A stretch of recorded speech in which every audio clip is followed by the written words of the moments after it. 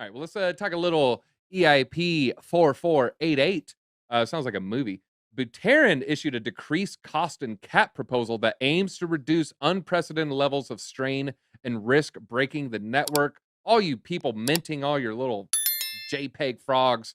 Buterin has proposed a new limit on the transaction call data in a block to decrease the overall transaction call data gas costs over the network.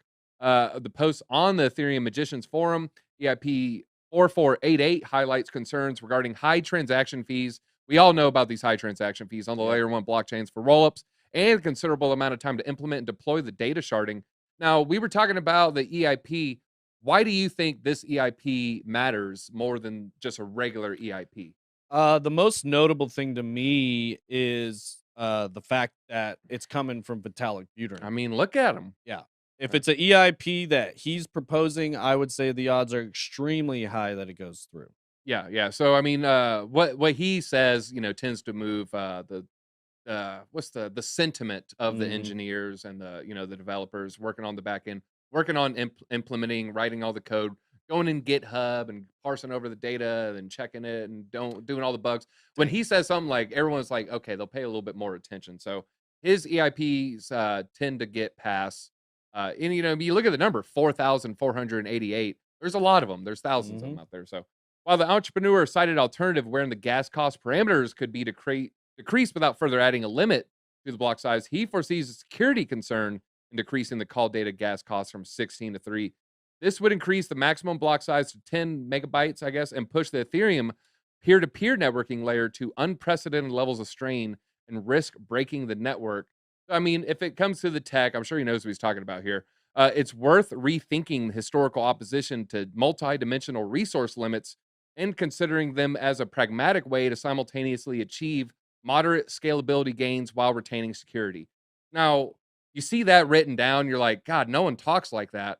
But then if you listen to a Vitalik interview, I've listened to him hours and hours, so I'm just hearing it in his I don't want to say robot voice, but in his metallic accent. Oh, maybe There you go. okay. Anyways, yeah. So I mean that's really how the guy talks. So if accepted, the implementation of the proposal would require a scheduled network upgrade, resulting in the backward incompatible gas repricing for the Ethereum ecosystem.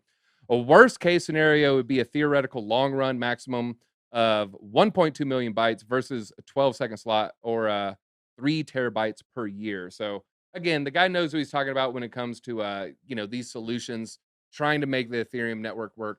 One thing we have seen with these competitors is everyone's like, oh, well, they should just do it on this network and it'd work. A lot of times we see when these networks get strained, they break. Mhm. Solana broke, Mhm. Avalanche broke. You put the amount of users on any of these other chains, they're gonna crash. Yeah. Polygon, and like I love Polygon. I own some Polygon, but Ethereum has scaled slowly but surely, and there's no other chain that can take on this amount of transactions. Although there is that one that's sometimes higher, maybe it's EOS, I think. But as far as like the regular, you think of layer one solution, Yeah.